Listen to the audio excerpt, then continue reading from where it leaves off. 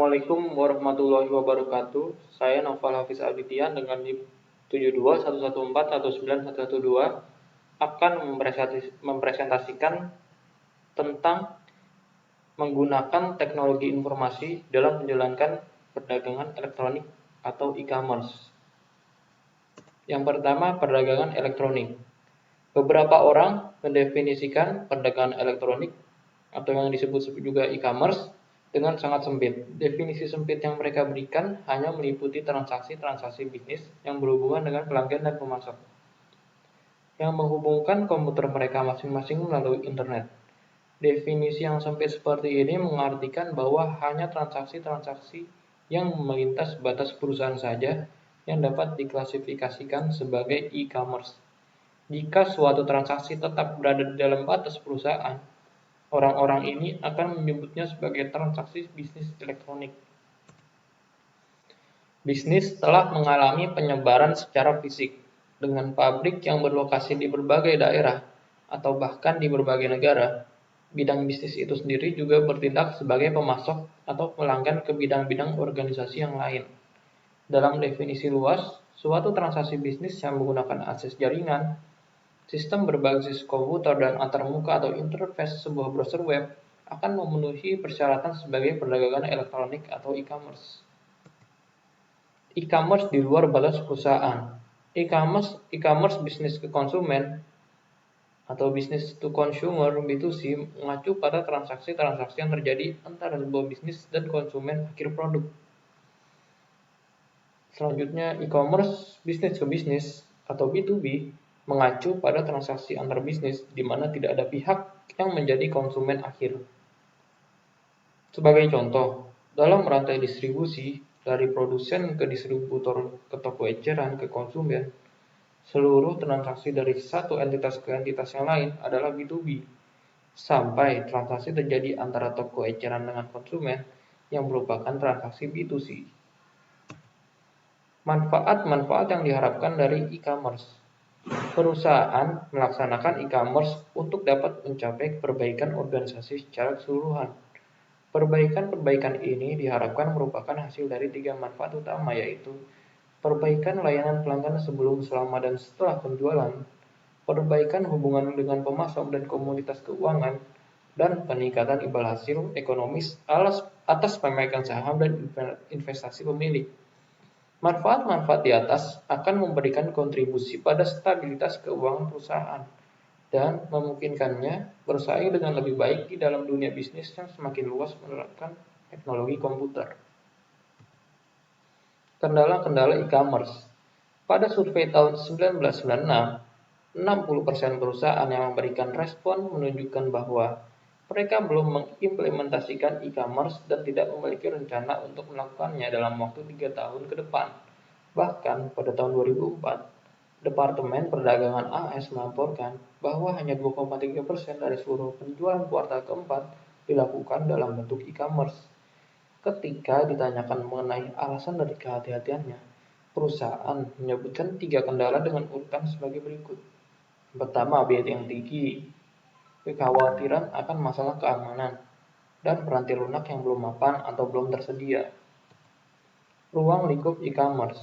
E-commerce menyumbang hampir 1,7 triliun US dollar untuk aktivitas perekonomian di Amerika Serikat selama tahun 2003. E-commerce telah mencapai tingkat pertumbuhan tahunan lebih dari 15% setiap tahunnya selama 5 tahun terakhir. Tingkat pertumbuhan ini dapat mengalami perlambatan pada waktu tertentu, tetapi memungkinkan akan terus berlanjut selama beberapa tahun mendatang. Jumlah dampak perekonomian akan bervariasi dari satu industri ke industri yang lain. Tetapi, kurang lebih 94% e-commerce adalah B2B, menyisakan 6% untuk B2C. Inteligensi bisnis. Melaksanakan e-commerce bukanlah suatu keputusan yang diambil tanpa pertama-tama meraih pengetahuan terlebih dahulu tentang perusahaan dan hubungannya dengan para pelanggan, pesaing, pemasok, dan pihak-pihak eksternal lainnya. Inteligensi bisnis adalah aktivitas pengumpulan informasi mengenai unsur-unsur di dalam lingkungan yang berinteraksi dengan perusahaan. Strategi e-commerce dan sistem interorganisasional atau IOS. Masalah dalam menentukan strategi e-commerce yang terbaik memiliki beberapa kemungkinan solusi. Namun, strategi yang paling sering disebut-sebut adalah strategi di mana unsur-unsur yang ada dikaitkan dengan transmisi data elektronik. Nama yang diberikan untuk strategi ini adalah sistem interorganisasional. Istilah yang seringkali dipergunakan untuk iOS adalah EDI, yang merupakan singkatan dari Electronic Data Interchange. Kedua istilah di atas seringkali saling bertukar penggunaan, tetapi jika ditarik satu garis perbedaan, EDI dianggap sebagai kumpulan dari suatu sistem interorganisasional. Pertukaran data elektronik adalah salah satu cara untuk mendapatkan suatu sistem interorganisasional extranet yang serupa dengan internet, tetapi terbatas hanya untuk mitra-mitra bisnis yang terpilih dan terpercaya. Di beberapa organisasi mulai menggantikan EDI. Manfaat iOS. Efisiensi komparatif. Efisiensi internal terdiri atas perbaikan dalam operasi-operasi perusahaan itu sendiri, sehingga memungkinkan perusahaan mengumpulkan dan menganalisis data dengan cepat dan mengambil keputusan dengan cara yang lebih cepat lagi. Efisiensi interorganisasional meliputi perbaikan-perbaikan yang diperoleh melalui kerjasama dengan perusahaan-perusahaan lain. Perbaikan ini memungkinkan perusahaan menawarkan lebih banyak produk dan jasa, melayani lebih banyak pelanggan, memindahkan pekerjaan-pekerjaan tertentu kepada pemasok dan pelanggan, dan mengumpulkan data lingkungan dengan lebih mudah. Selanjutnya, EDI atau Electronic Data Interchange. EDI terdiri atas transmisi data langsung komputer ke komputer dalam suatu format struktur yang dapat dibaca oleh mesin. Meskipun EDI merupakan teknologi yang lebih lama, ia tetap penting karena memfasilitasi sebagian besar mayoritas perdagangan B2B. EDI adalah implementasi dominan dari suatu iOS. Lebih dari 2/3 e-commerce dilaksanakan dengan menggunakan EDI. Meskipun EDI lebih mahal, membutuhkan biaya mulai dari 5.000 hingga 30.000 US dollar untuk sambungan selama setahun dengan satu vendor atau pelanggan. Extranet adalah cara lain dari membuat suatu iOS. Cara ini memungkinkan dibaginya informasi berbasis komputer yang sensitif dengan perusahaan lain dengan menggunakan teknologi informasi yang pada umumnya dihubungkan dengan internet. Biaya peralatan untuk membuat EDI bisa jadi lebih besar daripada yang bersedia dimainkan oleh perusahaan tersebut. Bagi perusahaan yang menginginkan biaya rendah dan masih memiliki kecepatan internet, extranet dapat menjadi solusi yang tepat. Extranet menggunakan internet untuk komunikasi dan browser standar web untuk menavigasi situs dan bertukar data. Metode-metode enkripsi yang menjaga kerahasiaan pesan juga mudah dipergunakan. Pengaruh penerapan. 4 faktor yang menentukan apakah perusahaan akan mengambil langkah proaktif atau reaktif yaitu tekanan kompetitif, penggunaan kekuasaan, kebutuhan internal, dan dukungan manajemen puncak. Cyberspace dan superhighway informasi. Dua istilah lain yang juga dikaitkan dengan internet dan web yaitu cyberspace dan superhighway informasi.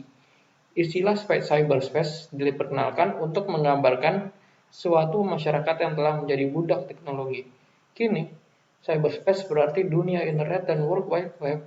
Istilah superhighway informasi digunakan dalam konteks yang sama, tetapi tidak ada suatu kesepakatan penuh mengenai dampak akhirnya pada masyarakat.